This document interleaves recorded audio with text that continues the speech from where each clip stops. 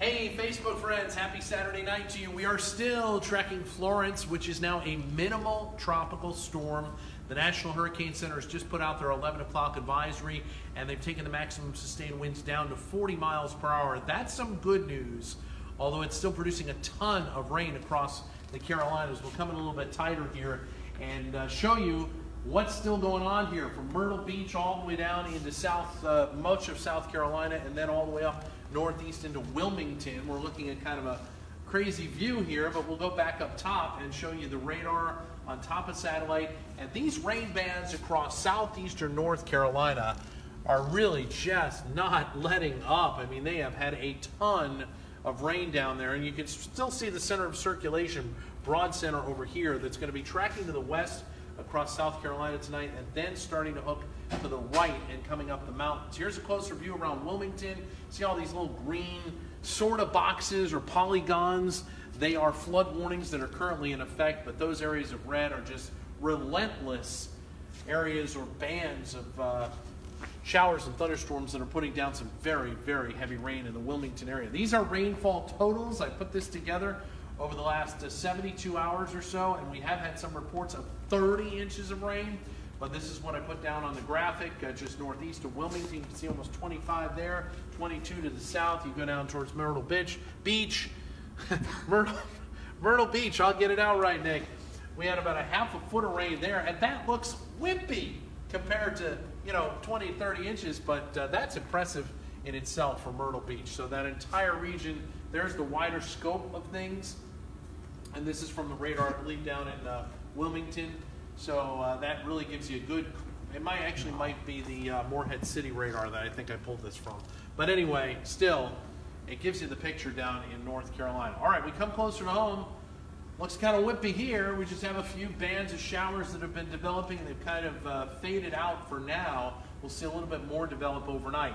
Here's the 11 o'clock advisory from Florence. And I think it's kind of funny that the Hurricane Center is using Florence for the point, 55 miles southwest of Florence, South Carolina. It's still moving at only 3 miles an hour, so it's really moving slowly across South Carolina. Is expected to do this little hook. It'll lose its tropical storm status overnight tonight, and probably its tropical status altogether later tomorrow night as it becomes an ordinary area of low pressure, the remnants tracking to the north of us. Notice it does a little circle all the way around Virginia and goes off to the north.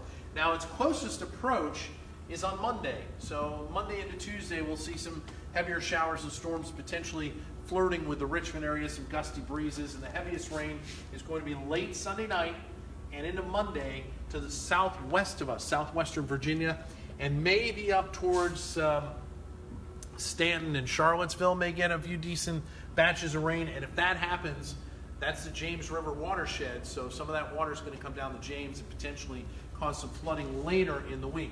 Here's a big view of our future weather product, which will show the progress of the storm. There's the track, there's the heavy rain going across southwest Virginia. Now this is Monday, and all that starts to fade away. We still have some showers around on Tuesday. Sorry, the data disappears after about 4 o'clock Tuesday afternoon. But anyway, we move on here. Rain forecast, this is from the European model. And as I mentioned, really southwest Virginia, you see a broad area of 2 to 4 inches here across most of the area west of us, potentially 4 to 6 down in the Roanoke Valley, but it's mainly a 2 to 4 inch rainfall. So being that this storm is going to move rather quickly, it's not going to be as bad as it could have been in western Virginia. That's certainly some good news, but 2 to 4 inches of rain may add to the problems with the James River. Some of that will come down, and the National Weather Service has the Scottsville gauge really rising rapidly on Tuesday to the west, so some of that will filter down into the Richmond area. Still not sure as to whether we'll need a river flood warning. It depends on exactly how much rain we get out here. Right now the forecast calls for the river to creep above 5 feet by Tuesday at the Westham gauge, and that means life jackets are needed, but it's nowhere near flood stage. So anyway, that's the rainfall forecast here in Richmond. Another 1 to 2 inches possible. All right, quick check on weather conditions across the country. It's hot out in the nation's midsection. We're going to really be heating up as the week goes on. It's muggy now, but it's just going to turn flat out hot later in the week. 72 is what I think we'll do for the overnight low.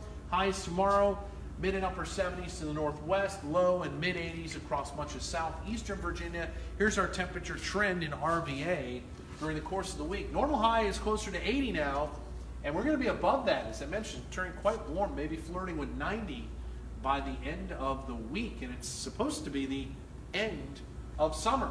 Rain chances pretty high tomorrow, Monday, Tuesday, as the remnants go on by, and then we will dry out considerably for the second half of the week. Maybe a couple of showers next Saturday as another cool front comes into the area. So tonight, just a few showers, probably most of us not catching anything, but rain chances will pick up again by 7 a.m. and on and off throughout the day tomorrow. Some scattered showers. There's the batch of heavier rain coming up to the west of us. This is tomorrow night into Monday. So down in the Roanoke Valley and up into some of the mountains to our west, we'll see a good batch of rain come in tomorrow night, and that'll linger into Monday. Then it moves out. We still have some showers and storms that kind of move in this direction Monday night, and then it's pretty much gone on Tuesday. We'll see another round of showers and storms during the day on Tuesday as well. In terms of the wind forecast, folks have been asking me about that, and we'll get to a couple of questions here in a moment. Notice the wind gusts around 20 or so. Out to the west are a little bit higher. As the storm starts to come up in that direction, you'll see those peak a little bit more. Notice tomorrow afternoon, even in the higher elevations in the 30s. While here in Richmond, wind gusts of 20 miles an hour occasionally, sustained wind 10 to 15 will be about it. Monday, pretty much the same story. You saw a little higher numbers go by to the northwest, but the storm then tracks away by Tuesday. So our gusts are still in the 25 range. They're not going to get stronger than that. We're not going to have to deal with tropical storm force winds, so that is some good news. And as I mentioned, officially, the storm is not likely to be a tropical storm by tomorrow morning's advisory. So when good old Marcus's show airs, it's going to be a tropical depression, Mr. Marcus. Come on in and join us. Father, it's going to be a tropical depression. Yes.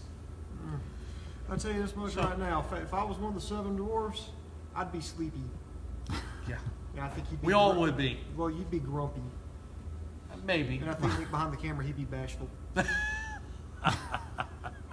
Nick's just laughing through this whole thing, We had a little... I'm a little tired here, I must say. I'm a little giddy at times. It's been a long week, folks. Oh, tell me about it. Yeah, I thank everybody who tuned in to all of my updates throughout the week. I'm glad that we here in Virginia were able to dodge this bullet and it didn't change course and come up here, because you never know with these storms, but our hearts go out to the folks in North Carolina. It is bad. I had a lot of mixed emotions about that. On one hand, I was glad that it didn't go on the original track, come straight up the gut here and hit us with just water. But on the other hand, you don't want to see anything bad happen to anybody else. That's right. So That's right. It's just mixed emotions. And it's still really bad down there. I mean, they've had tremendous flooding, and of course, as I showed on the radar, it is still pouring in buckets down in Wilmington. So some of those areas have gotten up to 30 inches of rain already, my friend. I believe it. Roxanne Buff is asking if you could say Myrtle Beach 3 times fast, please. Myrtle Beach, Myrtle Beach, no. Myrtle Beach. Wow, that was... No. Who's Myrtle? Why does she have a beach? But everybody's thanking you for your coverage. Christy did ask, when does hurricane season end? Not soon enough. I think officially it's November 30th. November 30th is the official end. Now, we have seen some storms, especially with these crazy weather patterns the last couple of years, develop in December or even January. So it's possible one develops out of season, but the official season goes from June 1st to November 30th. And Melissa says Marcus always looks pleased, which I thought was nice. Oh, pleased. I wasn't exactly sure what it would say. Yeah, I'm pretty content right now. Okay. My team won. Oh my goodness! So, what have you got cooking for us? And if there's some more questions that come in, do let me know. I got nothing but trouble in store. Well, here. That's always true. Oh yeah, I got the whole. We're gonna try to get back to normal in the morning, so we're gonna have the normal shenanigans you would expect from Greg pretty much. Time out. I have to ask, what do you consider normal? Well, let's see, about a minute's worth of idle banter between McQuaid and Stone before Weathers. Okay. Commentary, some crazy shenanigans. Like, I found some good caught-on cameras. Like, a guy decided he was going to run from the cops by jumping in Lake Michigan. I'll show you how that panned out for him. Wow. I got probably not too well. No, not for him. I got, hey, watch this. Oh. I got, let's see, I got a lot of good things on tap here. There was one woman, any Missy Elliott fans out there? Because there was a woman from Rhode Island, she was like a super fan, and she did like this little video that actually got Missy's attention. Well, Ellen DeGeneres invited her on a show, which is something you can see here on CBS 6, and she got a big surprise on that show. I'll show you what that was. Shameless promotion. Oh, I know. I'm loving it. I got a teenager doing a trick golf shot. He lines up this putt where he bounces off a couple items. It goes on the green. And while that's happening, he just does a standing somersault because why not? And sinks this putt. I'll have to show you the amazing video. Actually, and I've got a couple of stories that didn't really get a lot of attention initially because, you know, we've been covering, you know, severe weather and want to keep everybody safe. There was one that made me furious. There was one out of Richmond. Somebody threw a dog away like they would just a piece of trash. I saw that. And you know, it's one of those, if I had to find out who done it, I'd take them out back and set them straight, if you know what I'm talking about, and I think you do. I'll have to show you that story, but I'll show you how it has a happy ending and something you could do to kind of help this poor pooch out. Also got another dog story. This is one that I think it was Burkett did this one out in Goochland. It actually has a happy ending. This poor dog fell down a well. Had two sad stories back to back. I know, but here's the thing. Good it has happy thank goodness. endings. We will take it, yes. People are like, oh, you only want the gloomy, but no, they have happy endings. And that's the reason why I'm taking them up and airing them, because they have happy endings, how you can help them out. You know, I'll show you, they had to call the problem solvers to help get this dog out of the well. And I'll just show you how, how that process went. You know, an update on the dog's condition. It's going to be fun. And plus, big news, something me and you could both agree on. M&M's. They're proposing 3 different new types of flavors. Really? And what might they be? Or I have to tune in? You have to tune in. I'll give you a hint. Okay. I'll give away one. One is jalapeno flavored. My goodness. Like a spicy one. A jalapeno M&M? I guess maybe it's mixed in the chocolate. You know, I've had some. What do you think, gang? I've had some chocolate mixed in with a little cayenne pepper. Yeah, Mexican chocolate. Yeah, it kind of gets that little kick right there. Yeah. I'm thinking maybe something along those lines. So I got to ask you, if it was something along those lines, would you eat those M&Ms? Jalapenos are pretty strong. I'm not sure if I want those in chocolate, but I guess I'd try one. Well, I mean, what about you, Nick? What do you think? Sure. Try one. Why not? Spicy, I think that would work. Just have a glass of water handy. All right, I think we're going on the air. Tune in, CBS 6 News at 11.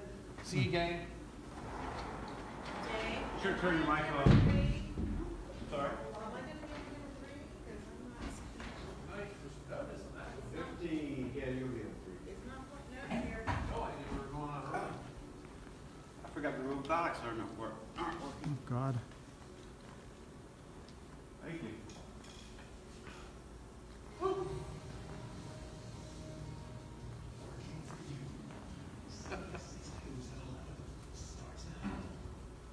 Deadly tropical storm Florence has caused massive damage all over the Carolinas, and emergency officials say right now 12 deaths are tied to that storm.